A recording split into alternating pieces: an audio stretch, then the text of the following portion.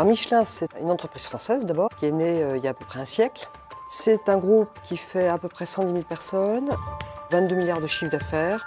Et c'est un groupe qui est en train de vivre beaucoup de transformations. Des transformations à la fois dans son business, des transformations de mindset. Et la troisième grande transformation est une transformation d'organisation. Le monde digital qui apparaît, on se lance bien évidemment dans de nouveaux domaines, dans des nouveaux services, des services autour du digital et autour de la télématique entre autres. On va même se lancer dans des domaines assez nouveaux pour nous, qui sont le domaine des matériaux de haute technologie. Alors on sait faire, puisqu'on utilise des matériaux de haute technologie, mais on va en faire un business. Je suis donc responsable de 4 activités qu'on a regroupées il y a 2 ans maintenant. Ces 4 activités étant l'audit interne, qui très tôt dans l'histoire, il y a à peu près 10 ans, a fusionné avec la gestion des risques, qu'on venait de créer 2 ans auparavant. Et depuis 3 ans, je suis également responsable du contrôle interne et de la qualité du groupe. Tout ça, ça fait un effectif d'à peu près 10 000 personnes.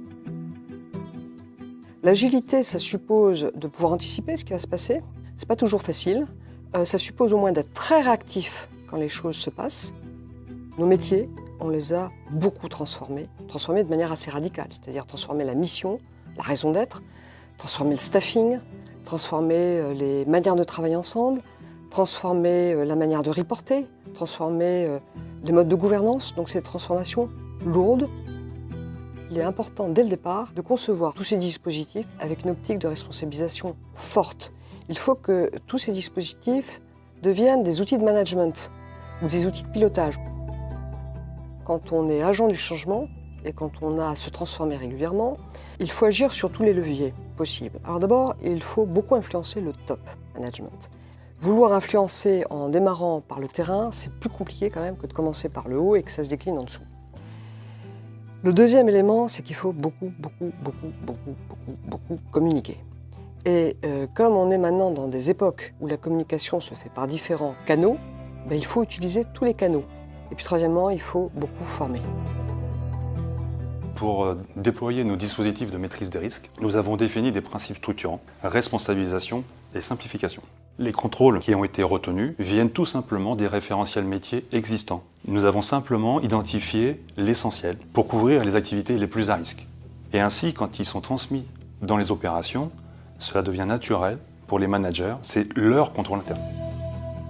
Simplement, on leur demande une fois par an de remplir une auto-évaluation de conformité vis-à-vis de ces requis. Nos contrôleurs internes qui sont dans les différentes régions vont les accompagner, vont aller confirmer ou corriger leurs évaluations et vont même les aider à établir leur plan d'action correctif pour encore mieux comprendre les prescriptions pour les appliquer correctement. Alors, nous avons un point singulier chez Michelin. Le taux de conformité, l'indicateur, fait partie intégrante des objectifs collectifs et individuels de beaucoup de managers dans le groupe. D'ailleurs, il fait partie de la balance scorecard stratégique de groupe et il est porté du COMEX jusqu'au niveau régional. Donc nous sommes vraiment soutenus par tous les niveaux hiérarchiques. Depuis maintenant un peu plus de 2 ans, les équipes qualité ont transformé leur manière de faire, de manager les risques clients. Par exemple, un contrôle peut être orienté vers la gouvernance d'entreprise, on parlera de contrôle interne, ou orienté client, et on parlera dans ce cas-là de contrôle qualité. Nous avons en commun dans chacun de nos métiers de pouvoir compter sur un engagement fort et visible du COMEX du groupe. C'est bien évidemment très utile pour nos travaux et nos équipiers au quotidien, mais c'est également très puissant pour que les plans d'action sérieux soient engagés sur l'intégralité de nos sujets. Le COMEX est très impliqué dans la gestion des risques, parce que c'est le comité des risques de l'entreprise. Nous appuyons en fait sur l'ensemble des acteurs qui sont pratiquement tous les membres de l'entreprise. Nous avons eu récemment une simulation de cyberattaque dans laquelle l'ensemble des COMEX a participé avec l'intervention d'un certain nombre de personnes de l'extérieur. Toujours sur la partie cyberattaque et simulation de crise, nous avons développé un Serious Game qui est un outil informatique dans lequel un participant choisit un rôle qu'il joue, donne une cellule de crise et l'ordinateur face à lui joue les 6 autres rôles d'un membre de cellule de crise. Sur le dispositif de contrôle interne comptable et financier en particulier, ça nous a permis de travailler sur les prescriptions du groupe, c'est-à-dire identifier les points clés de contrôle à mettre sous mesure et de les voir évoluer dans le temps. Donc le dispositif de contrôle interne financier, pour notre partie, en fait, est à la fois dynamique et permanent. Le fait d'associer un dispositif, des prescriptions et des mesures d'action auprès de notre gouvernance nous permet en fait d'animer à travers un réseau dédié l'ensemble de ces dispositifs vers nos opérationnels.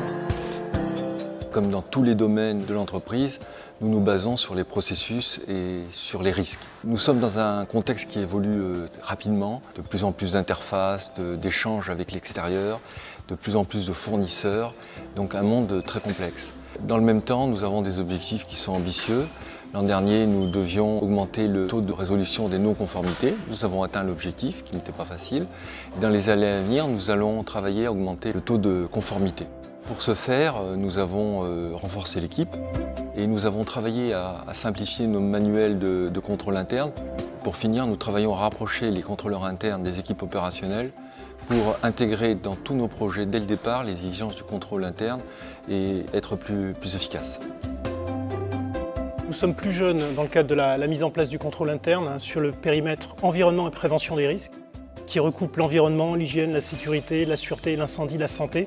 C'est aussi un formidable outil de progrès pour les opérationnels et bien sûr pour un certain nombre de personnes qui pilotent en centrale le contrôle interne et la gestion des risques. Un formidable outil de progrès parce qu'il va permettre de faire remonter au meilleur niveau de l'entreprise, y compris à l'extérieur de l'entreprise. Je pense bien sûr à nos partenaires externes, y compris actionnaires et clients, les risques les plus prégnants, ceux qui pourraient ne pas être sous un niveau de contrôle suffisant et donc amener l'entreprise de facto à progresser en co-responsabilité sur ces sujets. Donc j'ai toute confiance dans la capacité de cet outil à jouer son rôle de levier pour progresser sur la maîtrise de nos risques.